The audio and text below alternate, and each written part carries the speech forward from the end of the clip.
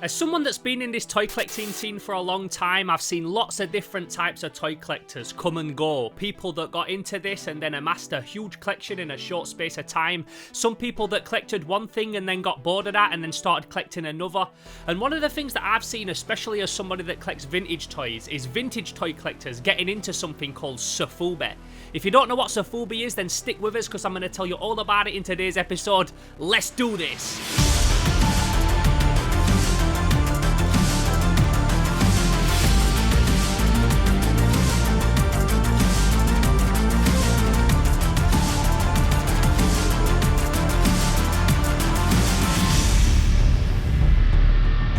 Slimehouse TV, myself Theo Kane, hope everybody is blessed. Hold tight the Slime Alliance, the Slime Renegades, and everybody else that's locked in for a little bit of Toy Talk Tuesday. So in today's episode I want to talk all about Sofubi. What is Sofubi? Where does Sofubi come from? Why is it that so many vintage toy collectors start collecting Sofubi? So Sofubi is the word used to describe a certain type of toy making that came out of Japan in the 1950s, but the Sofubi that we're talking about today is a process that became popular in the 1960s in Japan, when companies like Bullmark and Marusan were creating toys of characters from popular TV shows and kaiju movies, tokusatsu TV shows like Ultraman and Kamen Rider, and movies like Gamera and Godzilla, just to name a few.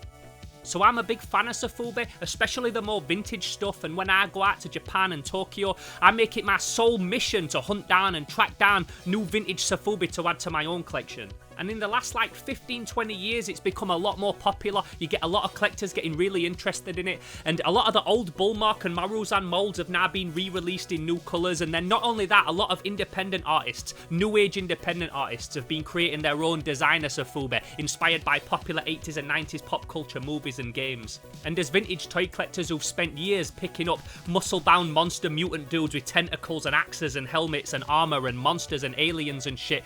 They really speak to us. And you've got artists like Mutant Vinyl Hardcore and Retroband and Unbox Industries and Last Resort Toys and Chalk Hazard and all these dope guys that are making really cool new age Sofubi vinyl, all inspired by that stuff that we love, but made in like a new style with really bright, vibrant colours. And there's no way that if you're a vintage toy collector that you can't look at that and think, oh, that's fucking incredible. Now, although it's a toy making process that originally started in Japan, Sofubi now can be created in several different places in the world. I know people that's had it made in Mexico, I know people that's had it made in Hong Kong and China.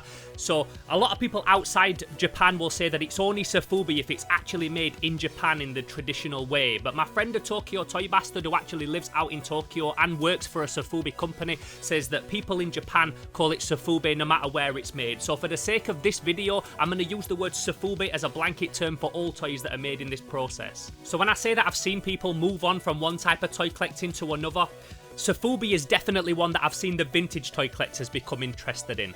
I've seen this happen so much recently, even with people that I know personally, where they've slowly started to buy the odd bit of Sofubi and Japanese vinyl, and it's slowly started to creep into their collection, and then they've started to buy more and more. Even if it's like the more cheaper 90s Bandai stuff, it's something that's definitely become more popular amongst the vintage toy collectors. And I can fully see why, because I was that guy years ago when I first clocked on to how awesome it was. From both the OG vintage original Bullmark and Marusan stuff that's all Godzilla and Gamera and Tokusatsu themed, to the more modern Sofubi that's a lot more inspired by 80s and 90s gross out culture and stuff. Either way, it's all stuff that we love. Like I said, it speaks to us, and it's a no-brainer that you're gonna get one and then that's gonna snowball into like a whole collection. So I've got a decent sized collection of Sofubi. It's not as big as I would like. I've got friends out in Doncaster, the Toy Bunker, who've got a magnificent collection of new Sofubi. My friend Chansat in America has probably got the biggest vintage kaiju collection in the whole of America. It's super impressive, his collection. I want to go out and film it one day. So yeah, I don't have the biggest collection of it, but they're still one of my favourite things to collect. Also though, what's different to when I pick up Sofubi and vintage vinyl that's different to my action figure collecting? When it comes to like 80s and 90s, 70s action figures and stuff like that, I pretty much want everything from the line. If I start collecting a line, I want every single figure from it, every single weapon, every single accessory and vehicle. I want to complete the whole line in its entirety. But when it comes to Japanese vinyl and old school Sofubi and stuff like that, I pretty much just pick up what I like. I don't even really have to know what show that character is from. I don't really mind. I just pick up whatever speaks to me. If I like the sculpt, if I like the character, character and the design and the colour scheme, that's what I pick up. I'm much less of a completionist when it comes to Japanese Sofubi. I just pick up whatever I like and whatever I like the look of. And I think a lot of people are like that. I know a lot of vintage toy collectors that will pick up random Bandai Ultraman Kaiju and stuff like that, and they don't really know what it's from, they just like the design of it and they like the look of it. But obviously I do pick up a lot of Sofubi that's sculpted of characters of stuff that I am familiar with, like Godzilla and the Toei Tokusatsu TV shows, because that's my shit right there.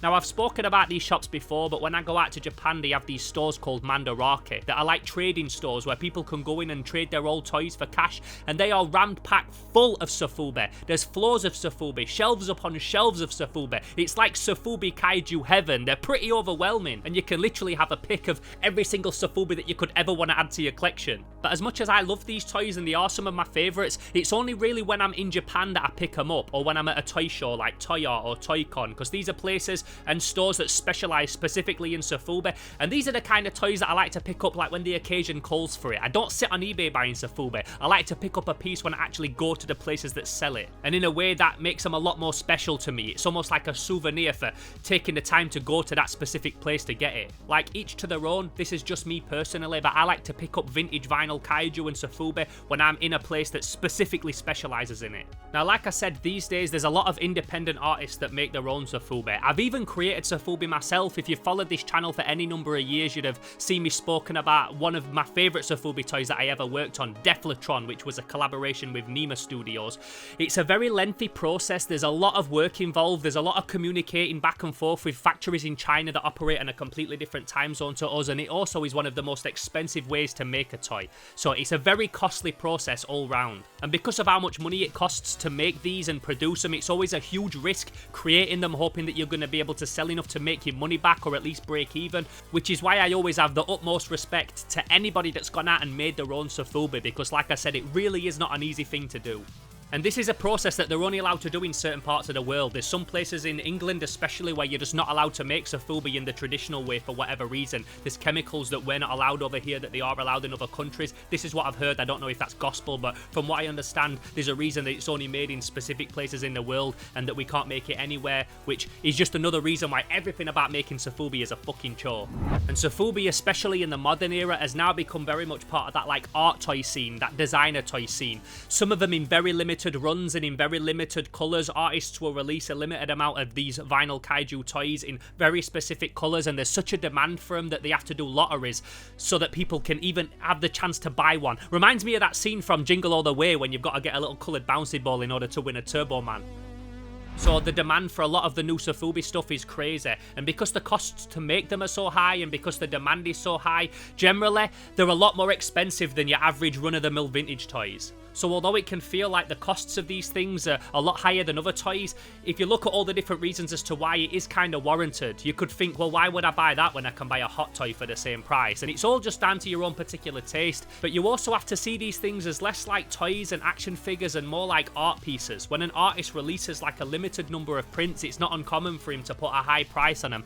And that's the way that you have to look at a lot of the modern day Sofubi. Less like a toy and an action figure, and a lot more like an actual limited piece of art. Now, around the world, they have huge designer toy conventions in America and Japan and all these places. I've never been to Decon Art in America or anything like that as much as I would like to. I've only been to the ones here in England, but I can tell you from the ones that I've been to, it's a very different crowd and a very different vibe to the other toy shows that I go to in England.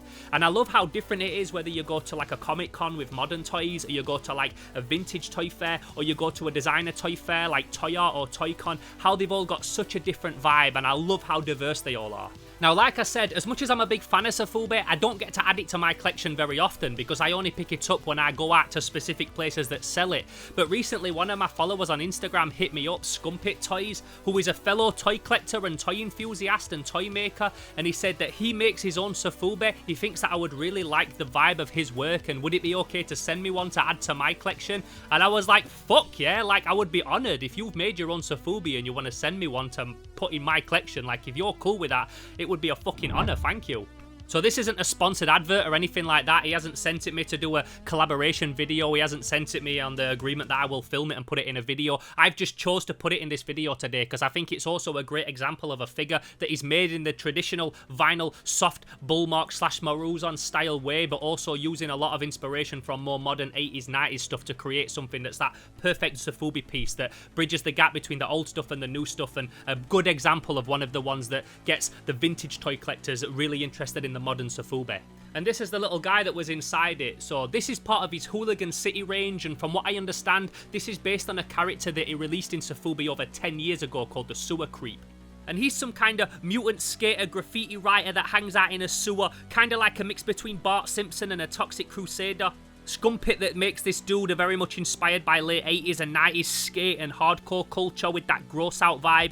It's got a very distinct style to it, a little bit rat think, and I could fully see this guy appearing in that crazy Rob Zombie animated section from Beavis and Butthead Do America. He's painted in these metallic splatty graffiti colours. He's got this gnarly spiked tentacle arm, and he also came with a tech deck skateboard, which I don't know if it's supposed to come with this thing or if it's just put in as an extra, but I was buzzing because I spent many times as a kid playing with a fucking tech deck in school when I should have been getting on with my schoolwork.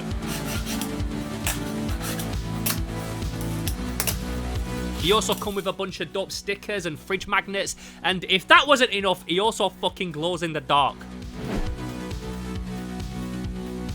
And what I also really like about Scumpit's work is that he told me that when he created this thing, he wanted to bridge the gap between art toys and action figures. And whenever I've worked on a Sofubi or an art toy, that's always the same mentality that I've had. And I think that the more people that have that same mentality and that same outlook and that same thought process, the more people there will be creating dope shit like the Sewer Creep.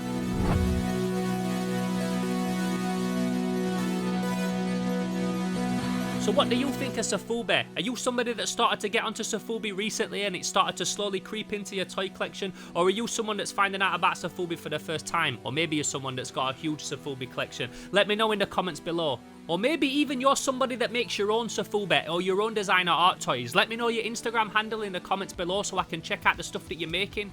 I'm also currently making my own new toy at the minute. I've been doing it in collaboration with another big independent toy maker from England. I'm not ready to announce who that is yet or what that is. Maybe it will have been announced already by the time this video comes out, but if you're watching this over on Patreon, it's still going to be very much under wraps. But this is something that we've been working on for a good few months now. It's looking awesome. I'm actually looking at them now off camera. I've still got some of the paint on my hands from painting one this morning, and I can't wait to unveil them really soon. So if this is your first time checking out Slimehouse TV, then make sure you sub the channel, like this video, go back and binge the back catalogue, and stay tuned because I've got lots of cool stuff to show you in the next few weeks, including the new toy that me and my friend have been working on, and I can't wait to show you it because it's looking fucking awesome. Like, I don't just want to plug my own shit and say that it looks awesome, but it really does look fucking awesome. If you want to check out any more Scumpit work, then I'll put his Instagram handle down below, and if you want to hit me up on anything but you don't want to do it publicly, the best place to do that is over on Instagram at Theo_Kane_Slimehouse. And if you're somebody that makes your own toys and you would like to send me one, I'm not begging for stuff or anything like that, but if you want to send me something, like 9 times out of 10 I will feature it on the channel if it's something that's the same vibe as Slimehouse. So hit me up if there's anything that you want to send me, and I will give you my personal PO box so that you can send something over, and who knows, maybe I'll even feature it on the channel. If you want to help support Slimehouse over on Patreon, you get access to these videos 2 weeks in advance and some other exclusive stuff as well. That's patreon.com/SlimehouseTV. I've got a couple of tiers on there, the Slime Alliance and the Slime Renegades. And I really just hope you've enjoyed this video today. I get asked to cover Sofubi quite a lot on this channel, so him sending me this Sewer Creep was a perfect opportunity to do that. So if you did enjoy this video, please don't forget to give it a like. And like I said, if this is your first time here at Slimehouse, please consider subscribing. I'm Theo Kane. Go back and check the back catalogue, and in the meantime, I'm gone. Bah!